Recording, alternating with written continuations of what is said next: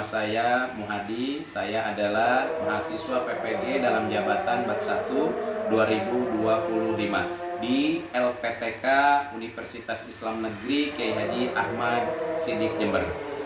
Pada hari ini tanggal 7 Mei 2025, insya Allah saya akan melaksanakan praktek belajar mengajar dengan metode PJBL Project Based Learning dengan judul berpedoman pada Al-Quran dan Hadis yang insya Allah akan dilaksanakan di MTS Nurul Bahri, Kota Administrasi Jakarta Utara, Provinsi DKI Jakarta. Para dosen pembimbing mohon izin bimbingannya. Semoga video ini bermanfaat khususnya untuk saya dan untuk semuanya. Terima kasih. Assalamualaikum warahmatullahi wabarakatuh. Assalamualaikum.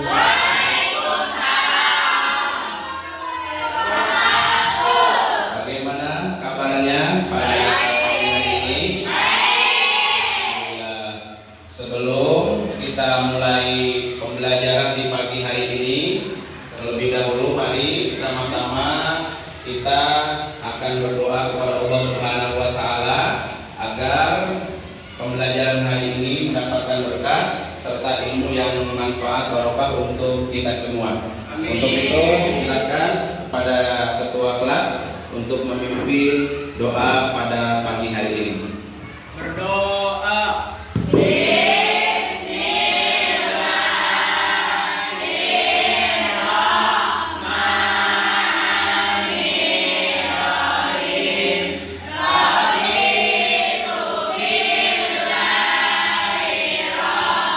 Terima kasih. Semoga doa tadi adalah awal pembuka agar mendatangkan keberkahan kepada kita dan mendapatkan ilmu yang manfaat serta barokah di pagi hari yang berbahagia ini. Selanjutnya sebelum Bapak lanjut ke materi, terlebih dahulu Bapak akan mengabsen satu persatu siswa ya. Apakah hadir semua hari ini? Hadir ya. Zakira Aprilia Gisma, Fendi Biance Paradita, Amiratun Nurdiana,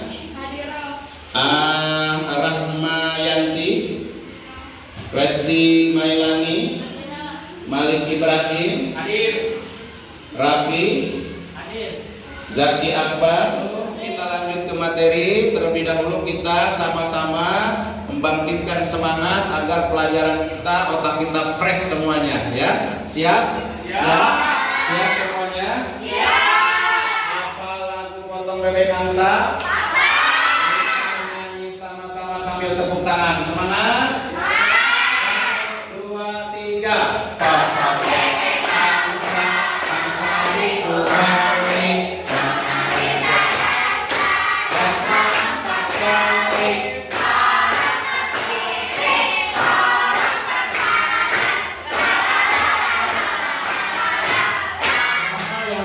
Bismillahirrahmanirrahim.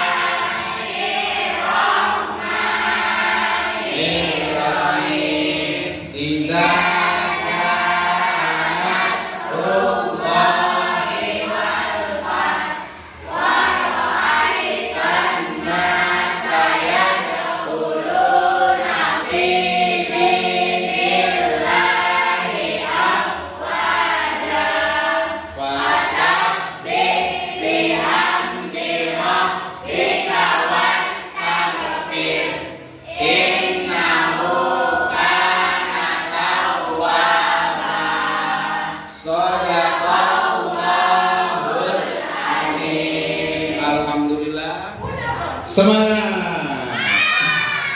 Oke, mari sebelum kita masuk ke materi hari ini, Bapak ingin mengulas pelajaran minggu lalu ya. Kemarin minggu lalu kita sudah belajar tentang pahala membaca Al-Quran, betul ya? Ada yang masih ingat berapa pahala membaca Al-Quran satu hurufnya? Membaca satu huruf Al-Quran akan dibalas berapa tadi? Akan kita pelajari pada hari ini adalah berpedoman pada Al-Quran dan Hadis. Kalau Tujuan pembelajaran pada hari ini, perhatikan ke depan semua, diharapkan nanti kalian semua akan dapat menjelaskan pengertian Al-Quran dan hadis. Nanti kita setelah belajar ini mengerti tentang pengertian Al-Quran dan hadis. Kemudian menjelaskan fungsi Al-Quran dan hadis. Kemudian yang selanjutnya adalah menjelaskan kedudukan Al-Quran dan hadis dalam hukum Islam. Kemudian yang terakhir, menerapkan nilai-nilai Al-Quran dan hadis sebagai pedoman hidup sehari-hari. Ini adalah tujuan pembelajaran kita pada pagi ini. Semangat ya? Semangat. Nah, yang pertama, peta konsepnya. Perhatikan peta konsep ini yang akan kita pelajari. Sama dengan tujuan yang tadi ya, tujuan fungsi Al-Quran dan hadis. Pertama, berpedoman pada Al-Quran dan hadis, Al-Quran itu sendiri, kemudian pengertian Al-Quran, pembagian Al-Quran, nama-nama Al-Quran, fungsi Al-Quran, kedudukan Al-Quran, kemudian hadis, fungsi hadis, unsur-unsur hadis, fungsi hadis, kedudukan hadis. Nanti itu akan kita pelajari. Mudah-mudahan tujuan pembelajaran di pagi hari ini tersampaikan dengan baik dan benar. Terima kasih ya. Kita selanjutnya adalah, tahu Al-Quran itu apa? Al-Quran adalah pedoman hidup. Al-Quran adalah pedoman hidup. Bapak ulangi. Ada yang tahu Al-Quran itu apa? Al-Quran adalah pedoman hidup. Nah, pengertian Al-Quran, perhatikan, pengertian Al-Quran adalah merupakan wahyu Allah Subhanahu wa Ta'ala yang menjadi mukjizat Nabi Muhammad Shallallahu Alaihi Wasallam. Itu pengertian Al-Quran. Sedangkan Al-Quran berasal dari bahasa Arab. Qoro'a yaqra'u Qur'anan. Apa? Ulangin sama-sama. Qoro'a yaqra'u Qur'anan. Itu nama. Atau yang kedua adalah hadis. Hadis itu pengertiannya adalah menurut bahasa, berasal dari bahasa Arab, yaitu hadasa yuhadisu hadisan, yang artinya baru, mudah, cerita, berita, dan riwayat dari Nabi Muhammad Shallallahu Alaihi Wasallam. Sedangkan menurut istilah adalah sesuatu yang disandarkan kepada Nabi Shallallahu Alaihi Wasallam, baik berupa perkataan, perbuatan, takriri maupun sifat beliau. Nah, unsur-unsur hadis itu sebuah hadis dikatakan sempurna apabila terdapat 3 unsur di dalamnya. Yang pertama sanad, matan, kemudian rawi. Itu unsur-unsur daripada hadis. Selanjutnya fungsi hadis. Nah, fungsi hadis itu mengukuhkan hukum-hukum yang telah disebutkan dalam Al-Quran, menafsirkan ayat-ayat Al-Quran yang bersifat mujmal atau global, kemudian membatasi keumuman Al-Quran, menetapkan hukum yang belum disebutkan dalam Al-Quran. Bapak akan membagi kelas kita menjadi 4 kelompok ya. Nanti karena ini PJBL, Project Based Learning, Bapak juga sudah siapkan karton. Nanti Bapak bagikan ke kalian. Kita sama-sama akan membuat project infografis ya, gambar. Silahkan nanti kalian gambar tentang fungsi daripada Al-Quran dan sisipkan ayat-ayat Al-Quran yang menurut kalian itu adalah yang menggambarkan harus berpedoman kepada Al-Quran dan hadis.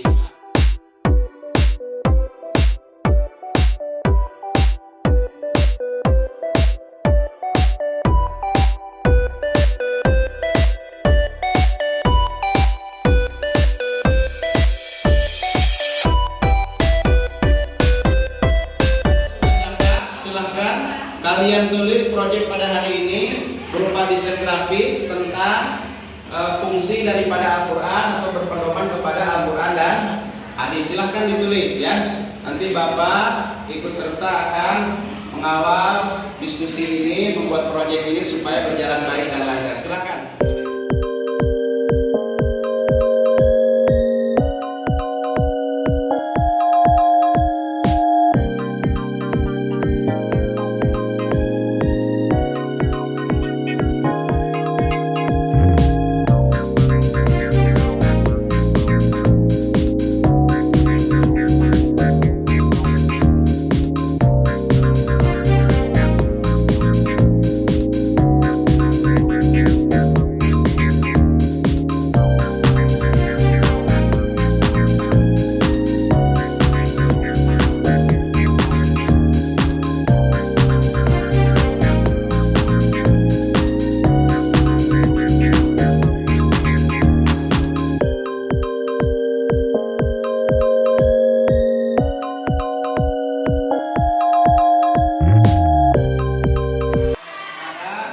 Dipresentasikan masing-masing kelompoknya. Untuk kelompok 4, Bapak persilakan untuk presentasi. Silakan. Ya. Akan membahaskan fungsi Al-Quran, yaitu yang pertama sebagai petunjuk, pedoman, dan rahmat bagi orang-orang yang meyakininya. Kedua, Al-Quran sebagai penerang hidayah. Ketiga, sebagai kabar gembira dan peringatan. Keempat, sebagai penawar bagi segala macam penyakit. Kelima, sebagai pembeda. Warahmatullahi wabarakatuh. Kami dari kelompok 3 akan menjelaskan fungsi al-hadis. 1. Mengukuhkan hukum yang telah disebutkan dalam Al-Quran. 2. Menafsirkan ayat-ayat Al-Quran yang bersifat fungsi dari hadis. Yang pertama, mengukuhkan hukum-hukum yang telah disebutkan dalam Al-Quran. Menafsirkan ayat-ayat Al-Quran yang bersifat mujmal atau global. Terima kasih atas presentasinya. Hasil daripada presentasi kalian semuanya sudah bagus, semuanya baik, tinggal nanti dilengkapi kekurangannya saja ya. Secara menyeluruh proyek kalian sudah berhasil. Tepuk tangan buat kita semua. Bisa memahami fungsi daripada Al-Quran dan hadis untuk pedoman hidup kita, baik nanti ketika bergaul di masyarakat maupun untuk kehidupan kita masing-masing di keluarga. Karena Al-Quran dan hadis itu adalah pembeda. Kemudian ditutup dengan doa. Membaca doa.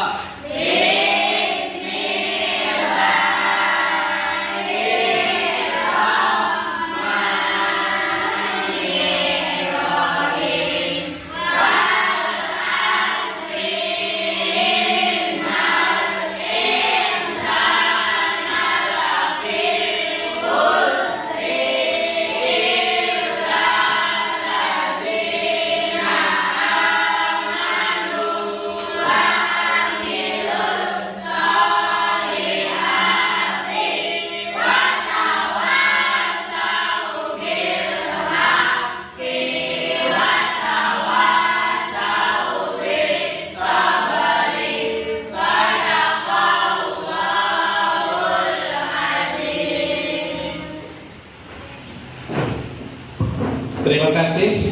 Mudah-mudahan dengan doa tadi sebagai penutup untuk pertemuan kita membawa manfaat, mendapatkan ilmu yang manfaat untuk kita semua. Sekian, wallahul muwaffiq ila aqwamit thoriq. Assalamualaikum warahmatullahi wabarakatuh.